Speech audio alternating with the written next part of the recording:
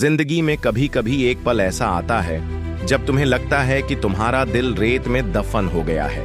रेगिस्तान की तपती धूप में जहां दूर दूर तक सिर्फ सुनहरी बालू और सन्नाटा था, मलिका खड़ी थी।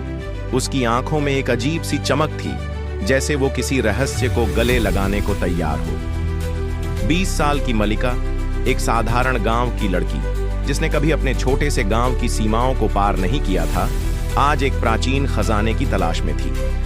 उसके पास था एक पुराना फटा हुआ नक्शा जो उसे अपनी नानी की पुरानी संदूक में मिला था। नक्शे पर लिखा था, सूरज की आखिरी किरण जहां छूती है वहां खजाना छिपा है। मलिका का दिल धड़क रहा था। उसने अपनी पीठ पर एक छोटा सा थैला लटकाया जिसमें पानी की बोतल, कुछ रोटियां और उसका विश्वास था। रेगिस्तान का सन्नाटा उसे डराने की कोशिश कर रहा था, पर उसकी जिद मजबूत थी। मलिका, पागलपन है ये, उसका दोस्त रशीद चिल्लाया था जब उसने उसे अपने मिशन के बारे में बताया। वो खजाना सिर्फ कहानियों में है। रशीद, अगर मैंने कोशिश नहीं की तो मुझे जिंदगी भर पछतावा होगा, मल्लिका ने मुस्कुराते हुए कहा। रेगिस्तान में चलते हुए धूप उसकी त्वचा को जला रही थी। हवा में रेत के कण नाच रहे थे जैसे कोई भूतिया नृत्य हो। तभी उसे एक टूटी फूटी मूर्ति दिखी जिसके पास एक गहरा गड्ढा था। नक्शे में यही जगह थी।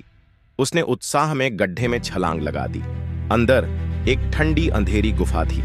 उसकी टॉर्च की रोशनी में दीवारों पर प्राचीन चित्र उभरे जैसे वो उसे कोई कहानी सुना रहे हों। अचानक एक आवाज गूंजी, कौन है वहां?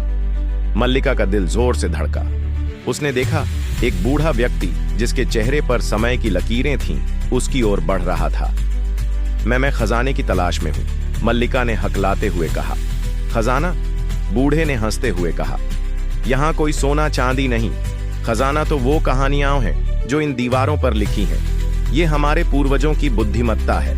मल्लिका का दिल बैठ गया। क्या उसने इतनी मेहनत बेकार की? पर तभी बूढ़े ने एक किताब निकाली जिसके पन्ने सुनहरे थे। ये ले, ये किताब तुझे दुनिया की हर सैर कराएगी। बिना कहीं जाए मल्लिका ने किताब खोली। हर पन्ना एक नई दुनिया था, जादुई कहानियां जो उसे हकीकत से भी ज्यादा खूबसूरत लगी। वो समझ गई कि असली खजाना धन नहीं बल्कि ज्ञान और कहानियां थीं।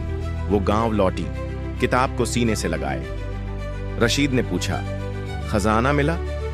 मल्लिका ने मुस्कुराते हुए कहा, हाँ, और ये इतना बड़ा है कि मैं इसे सबके साथ बांटूंगी। उस रात गांव के चौपाल पर मल्लिका ने वो कहानियां सुनाई।